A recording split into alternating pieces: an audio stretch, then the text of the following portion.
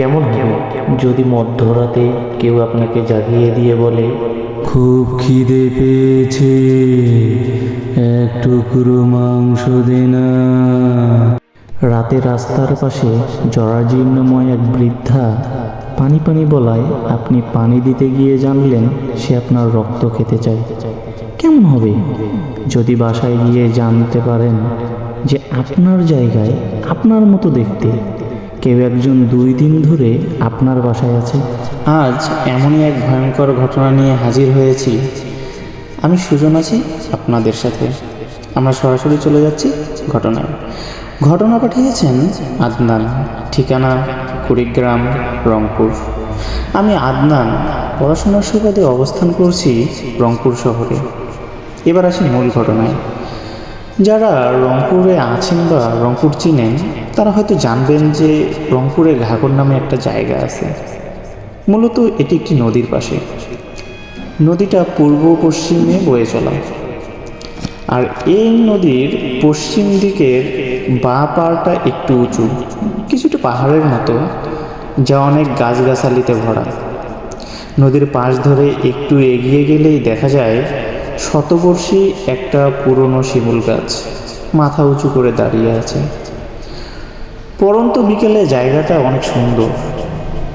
পরন্ত সূর্যের লাল আভায় জায়গাটা যেন হয়ে ওঠে আরও মনোমুগ্ধকর।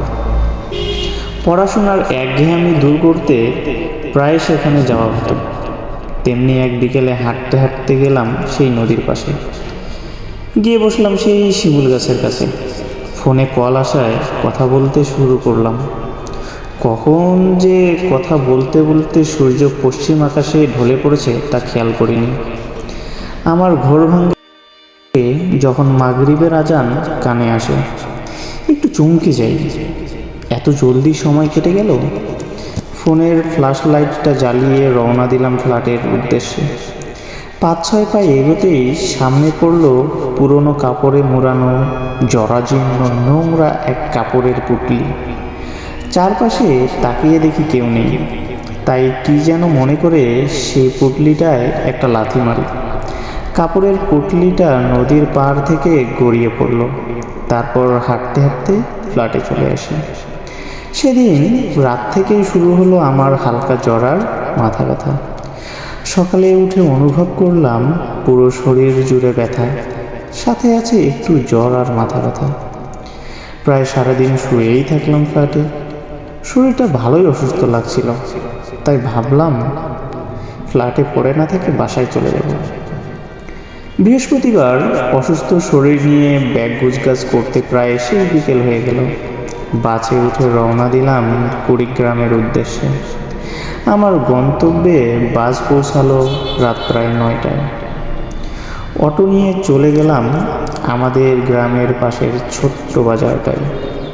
বাজারে নেমে 7-8 মিনিট দক্ষিণ পাশে হাঁটলেই আমাদের গ্রাম। যথারীতি তাই করলাম।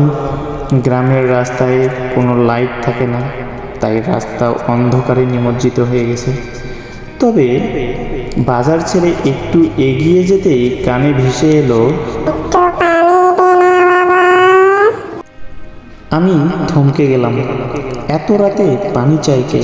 মোবাইলের ফ্ল্যাশ লাইটটা ঘুরোতেই দেখলাম রাস্তার পাশে পুরনো নোংরা এক লাল শাড়ি পরিহিতা বৃদ্ধা আমার দিকে তাকিয়ে বলল, ব্যাগে পানির বোতল থাকায় বোতলটা বের করে এগিয়ে গেলাম বৃদ্ধার দিকে। দেখি বৃদ্ধা হামাগুড়ি দিয়ে মাথা নিচু করে বসে আছে। মাথায় ঘোমটা দেয়ায় মুখ দেখা যাচ্ছে না। বোতলের হেড খুলে বোতলটা এগিয়ে দিতেই বৃদ্ধা বলল, খুব খিদে পেয়েছে, এক টুকরো মাংস দে না। উচ্চ শব্দে হাসতে হাসতে শূন্যে ভাসতে শুরু করলো। ঠিক তখনই আমার ফোনের ফ্ল্যাশ লাইটটা বন্ধ হয়ে যায়। বুঝতে পারলাম আমার সাথে খারাপ কিছু হতে চলেছে। আমি ভয়ে পুতুল ফেলে দিয়ে প্রাণ বাঁচানোর ইচ্ছায় বাড়ির উদ্দেশ্যে দৌড়াতে গেলাম। প্রায় 7-8 মিনিট ধরে দৌড়াচ্ছি। বাসায় যেতে তো এত সময় লাগার কথা নয়। আমি থামলাম। দেখলাম ঠিক সেই জায়গায় দাঁড়িয়ে আছি যে জায়গায় একটু আগে বৃদ্ধা পানির পরিবর্তে রক্ত চেয়েছিল। কোনো এক ঘূর্ণির মাঝে যেন আটকে গেছি আমি। যত প্রকার দোয়া দরুদ জানি তা পড়তেছি, গা ঘেমে শেষ। পিছন থেকে ভেসে আসতে লাগলো বৃদ্ধার সেই পৈশাচিক হাসি। আবারও দৌড়াতে শুরু করলাম।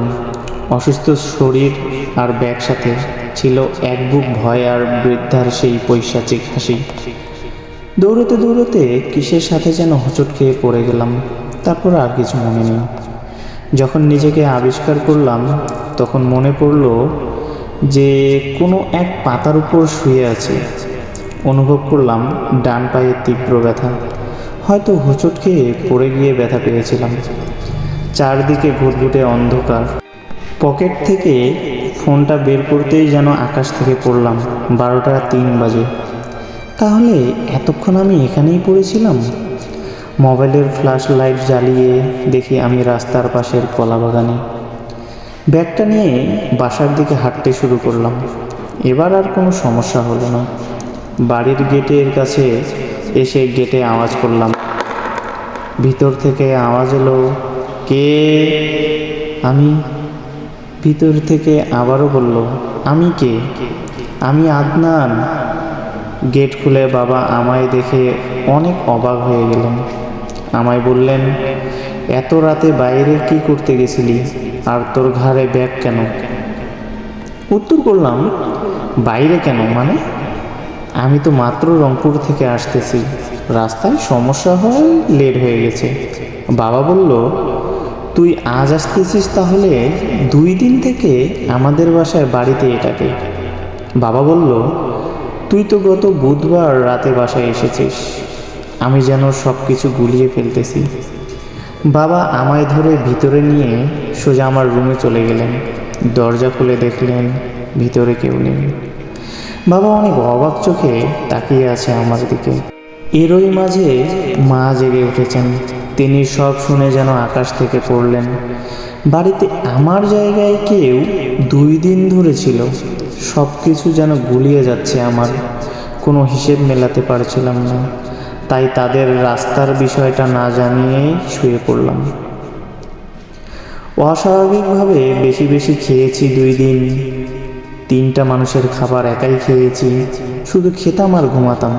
বাবা এরকমই জানালো আমায়। সবার চোখে ভয়ের হাতছানি।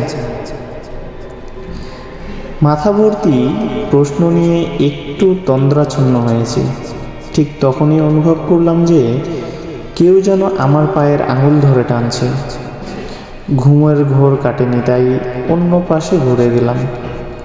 কিন্তু এবার স্পষ্ট অনুভব করলাম কেউ আমার পায়ের আঙুল ধরে টানছে। হাতের কাছে সুইচ জ্বালিয়ে দেখি সেই বৃদ্ধা পৈশাচিক হাসি দিয়ে বলল, খুব খিদে পেয়েছে, এক টুকরো মাংস দে না। আমার তো প্রাণ যায় যায় অবস্থা। চিৎকার করতে গিয়েও পারলাম না। বৃদ্ধা ধোঁয়ায় পরিণত হয়ে জানালা দিয়ে বেরিয়ে গেল। পরের দিন সকালবেলা আমি আর মা ঘুম থেকে উঠলেও বাবা উঠেনি। বাবাকে ডাকতে গেলাম।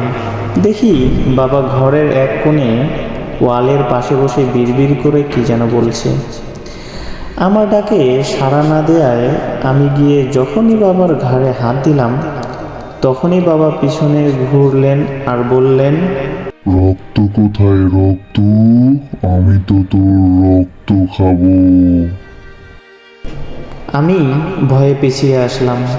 বাবার চোখ দুটো পুরোটাই সাদা হয়ে গেছে। বাবা আবারও ওয়ালের দিকে তাকিয়ে বিড়বিড় করতে লাগলেন। মা ভীষণ ভয় পেয়েছে। অনেক আতঙ্কিত মনে হচ্ছে ওনাকে দেখে। আমি মাকে গত রাতের কথা সব জানালাম। ঠিক করা হলো হুজুর ডাকা হবে। হুজুরের কাছে গেলে তিনি জানালেন তিনি আগামীকাল সন্ধ্যায় আসবেন। এই দিক বাবার পাগলামি বাড়তে লাগলো। অস্বাভাবিক খাওয়া, মাঝে মাঝে হাসি কান্না মিশ্রিত কণ্ঠ, আর ওয়ালের দিকে তাকিয়ে বিড়বিড় করা।